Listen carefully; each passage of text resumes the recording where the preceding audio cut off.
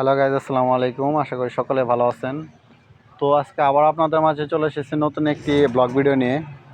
তো আজকের এই ব্লগ ভিডিওতে আমি আপনাদের মাঝে বিস্তারিত আলোচনা করব এবং আপনাদের মাঝে তুলে ধরার চেষ্টা করব। এই যে ডিসপ্লেতে আপনারা দেখতে পাচ্ছেন, এগুলো কিন্তু ছোট ছোট বড়ই গাছ। তো এগুলো কোন জাতের বড়ই গাছ এবং এই বড়ইগুলো কেমন, মিষ্টি না চোকা জাতীয় বড়ই, এবং এই গাছগুলো আপনারা কিভাবে ক্রয় করবেন, তো এ সম্পর্কে সমস্ত কিছুই কিন্তু বিস্তারিত আলোচনা করব আজকের এই ব্লগ ভিডিওতে। তো আজকের এই ব্লগ ভিডিওতে সম্পূর্ণ ভিডিওটি আপনারা দেখুন, তাহলে কিন্তু এই সম্পর্কে আপনারা অনেক ধারণা পাবেন এবং অনেক কিছু জানতে পারবেন এবং কি বুঝতে পারবেন। তো এই যে গাছটা আপনারা দেখতে পাচ্ছেন, এটা কিন্তু বড়ই গাছ। তো এটা কিন্তু মিষ্টি বড়ই গাছ। তো দেখতে পাচ্ছেন, তো এই মিষ্টি বড়ই গাছ নিয়ে আজকে বিস্তারিত আলোচনা করব।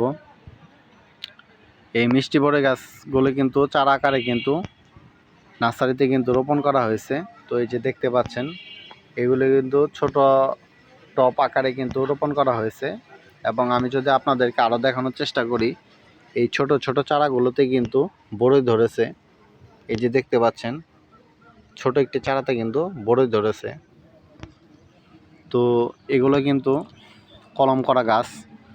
তো কলম করে তারপরে কিন্তু এই ছোট ছোট চারাগুলো কিন্তু টবের ভিতরে রোপণ করা হয়েছে।